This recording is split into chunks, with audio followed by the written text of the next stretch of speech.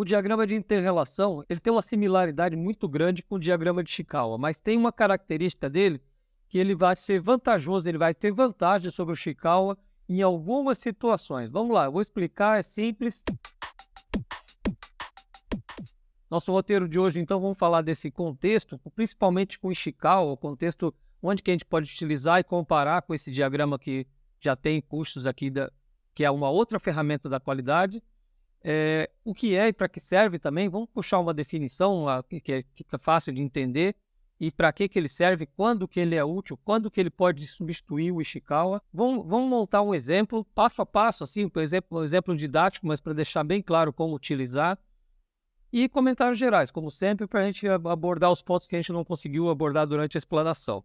Vamos lá, assim, um dos contextos é lembrar, para quem não conhece o canal, nós estamos falando, nós tivemos um vídeo tempos atrás falando das 7 mais 7 ferramentas da qualidade. As 7 ferramentas da qualidade primeiro foram lançadas, depois as 7 novas. Então elas estão em cinzas porque já foram lançados vídeos falando especificamente de cada uma delas. E as 7 novas ferramentas, eu não vou ler todas, mas está faltando o diagrama de interrelação, que é o que a gente vai falar hoje, e falta ainda, para a gente completar as 14 ferramentas da qualidade, o gráfico de programa de decisão de processo e o diagrama de flecha. Tá, outro ponto importante para o nosso contexto é o que eu antecipei falando do diagrama de Ishikawa. Vamos lembrar aqui, o diagrama de Ishikawa é uma ferramenta que me ajuda. Eu tenho um vídeo falando sobre ele, é um dos melhores vídeos do canal, um dos que tiveram uma melhor receptividade, né, mais bem avaliados. E ele te ajuda quando você tem um processo, né, você gera um produto ou serviço para um cliente, ele te ajuda a separar o que é causa do que é problema, que é uma confusão fácil que a gente faz na prática. Então, um dos objetivos dele é ajudar a gente a separar causa de efeito, causa de problema. E depois ele me ajuda, segundo quando o Ishikawa criou, né, eram os 4 M's, né, que fatores de mão de obra, material, método ou máquina podem estar provocando esse efeito. Então, o efeito num jogo de brainstorming, eu consigo levantar causas desses 4 M's, e aqui eu vou representar por uma única flecha, mas a ideia é um brainstorm, é gerar o maior número de causas possíveis para depois identificar a causa chamada raiz. E nesse vídeo eu falo também do método 5 porquês, que pode ser usado, combinado com o Ishikawa, que é quando eu pego uma causa que eu quero ir mais a fundo nela, então eu pergunto, mas por que essa causa pode estar gerando aquele problema? E por que essa nova causa pode estar gerando esse problema? Vou fazendo, e se precisar 5 ou mais ou menos porquês, até chegar numa causa que eu considere que ela pode ser eliminada, ou seja, que a gente chama de causa raiz, que está destacada em amarelo aqui. Então ela te ajuda, o Ishikawa te ajuda a achar a causa raiz, uma ou mais causas raízes, e para depois você poder atuar com um plano de ação para eliminar ou reduzir essa causa. Bom, esse daqui é o diagrama de Ishikawa. Se quem não assistiu e gostar do assunto, esse é uma das mais úteis dessas ferramentas da qualidade. Então quem não conhece, vale a pena estudar. Tá, e por que nós estamos falando de interrelação hoje? Aqui, eu vou só destacar aqui, mas aqui eu consigo investigar. Quando eu acho uma causa, eu avalio linearmente, né, todas as causas possíveis para essa daqui. E não cruzo essas causas que eu levanto no diagrama de Ishikawa. Porque normalmente, para resolver um problema dentro de um processo, ele é suficiente. Então vamos lá. O que é e para que serve o diagrama de interrelação? Então, o diagrama de interrelação é uma ferramenta que tem como objetivo organizar, como o Ishikawa tem, e apresentar relações entre os diversos fatores ou causas de um problema a ser estudado. Então, ele existe a característica do problema ou do efeito principal que eu quero estudar, existe a questão das causas para relacionar, tá? Mas ele difere do diagrama de Ishikawa, pois permite representar relações não lineares entre os diversos fatores. E quando que eu utilizo? Assim, normalmente, para quando eu estou avaliando um processo, eu sou coordeno, eu sou chefe, supervisor daquele processo, eu não preciso usar essa ferramenta. Mas quando eu tenho problemas, utilizado normalmente para problemas mais genéricos, eu chego numa sessão, numa empresa, e nós estamos tendo muita perda, muito custo desnecessário, eu quero estudar o problema como um todo, não especificamente num processo, tá? Quando não é ligado a um processo e é considerado mais complexo. E aí eu começo a ter relações não só lineares, né, entre as diversas causas. Eu tenho inter-relações. Vamos lá, vai ficar claro quando a gente olhar o exemplo. Então, as etapas básicas, eu não vou me ater muito, mas é como se fosse para qualquer ferramenta, né? Escolhe uma equipe que tenha relação com o problema que vai ser analisado, para que pessoas... Eu normalmente falo em equipes aí de 4 a 8 pessoas, não exagerar nisso. Defina um problema, o problema que vai ser analisado, se tiver relação com o indicador, se tiver números, melhor, mas pode ser um problema genérico. Realiza um brainstorming. Esse brainstorming aqui, no final, eu vou dar uma ênfase para esse brainstorming, tá?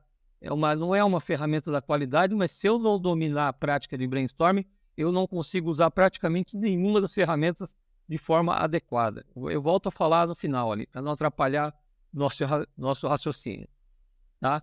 Depois que eu levanto esse brainstorming, nós vamos mostrar um exemplo, eu começo a relacionar qual a relação causal que tem esses fatores que eu levantei. Aí eu não preciso me ater à máquina, método, mão de obra e matéria-prima. Eu não fico preso com isso, né? Depois que eu relaciono essas causas, eu busco identificar a causa raiz. Nós vamos ver que tem um macetezinho para chegar na causa raiz, diferente do Ishikawa. E vamos por exemplo. Tá? Então, eu peguei um exemplo aqui. Vamos deixar aqui a listinha, aqui as etapas, né? Então, forma equipe, eu vou estudar problema de custo. Leva o custo do chão de fábrica, é o custo de uma seção da empresa. Então, chama gente que pode dominar, pode conhecer, pode enriquecer o brainstorm. Tá? Não precisa necessariamente todo mundo participar. Defino um problema, então vamos lá. Olha, eu estou tendo muita reclamação de cliente. Vamos supor de novo um exemplo que eu sempre lembro para não achar que é associado só à indústria e nem só a serviço. Então, eu vou pegar uma lanchonete que você produz, mas você presta serviço também. Então, eu tenho reclamação de cliente. Eu vou realizar o brainstorm, eu vou enfatizar, o brainstorm é fundamental para qualquer ferramenta. Aí eu vou ter lá, vamos supor que eu estou fazendo por post-it, no papel, na parede ali. Olha, ambiente sujo gera reclamação, ingrediente errado, falta de padrões, brainstorm, é aleatório, é para gerar quantidade. Eu vou limitar aqui o número de ideias, né? Mas alguém falou lanche errado, a qualidade do lanche, montagem errada, e vou grudando na parede ou no quadro, onde for, para que todo mundo veja o que as pessoas estão falando. Falta de lista de composição, falta uma lista para dizer o que cada lanche compõe, equipe mal treinada, tudo ideias que foram aparecendo do grupo, eu não critico e vou colocando elas de forma visual. Aí eu vou começar a analisar as relações causais aqui. Aí eu falo assim, alguém fala, ambiente sujo provoca, às vezes eu tenho gente que reclama direto, o ambiente está muito sujo. Falta lista de composição de lanche, alguém vê isso daqui e fala assim, gente, mas a gente não tem nem definido no escrito, é muito na cabeça das duas pessoas que fazem lanches, que montam os lanches. Então, a equipe mal treinada pode gerar isso, né? Então, a falta lista de composição de lanche, com isso eu não consigo nem treinar direito a equipe. Isso daqui provoca um lanche, de vez em quando, montado com ingredientes errados. Isso afeta a qualidade do lanche, que, por sua vez, o cliente percebe e reclama. Outra coisa, aqui eu também não treino muito porque falta procedimento, falta um padrãozinho de como montar. Cada um monta a sequência de lanche, hambúrguer, salada, queijo, às vezes em formas diferentes, preferências pessoais.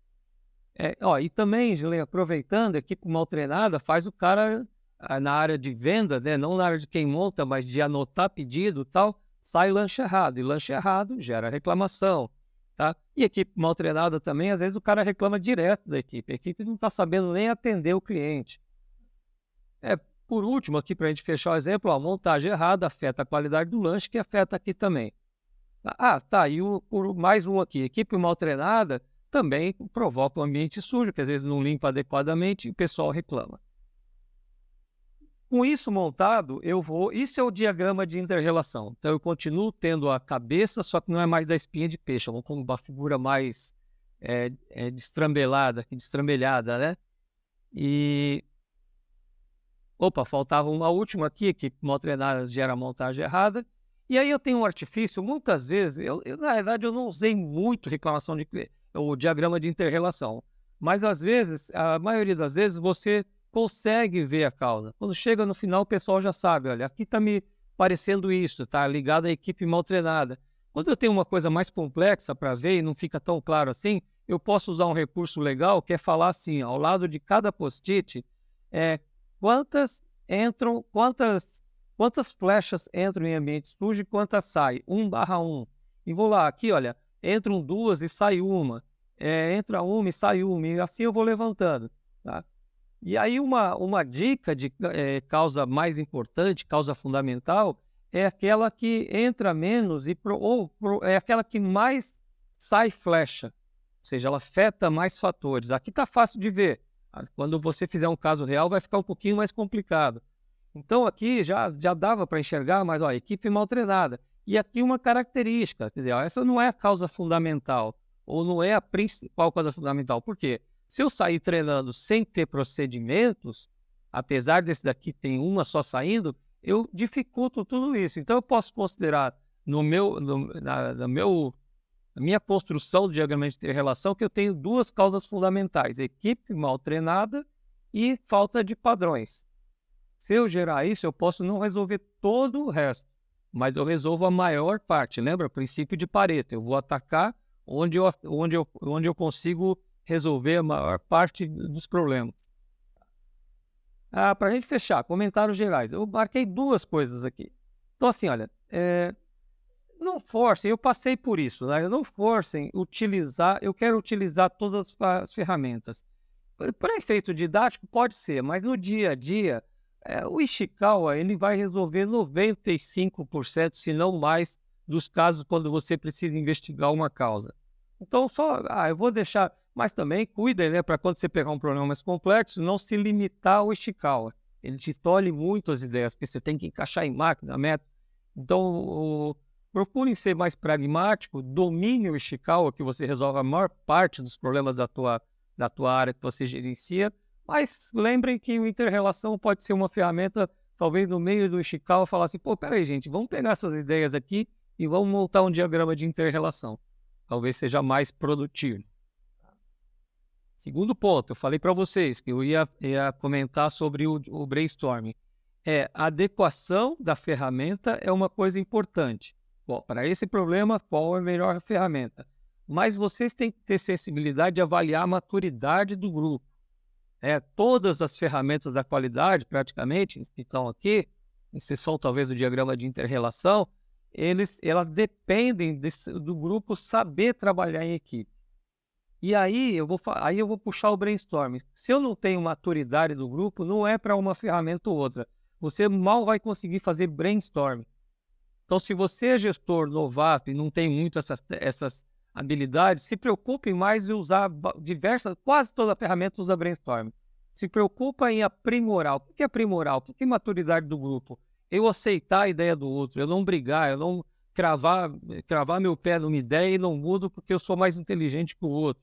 Então, eu aceitar, eu contribuir. O cara falou uma ideia, mas eu vou somar a ideia dele. Tá? Eu vou respeitar, eu não vou, na hora de discutir, de priorizar as ideias, eu vou votar na ideia do outro porque eu considero que foi melhor que a minha. Então, isso é maturidade do grupo.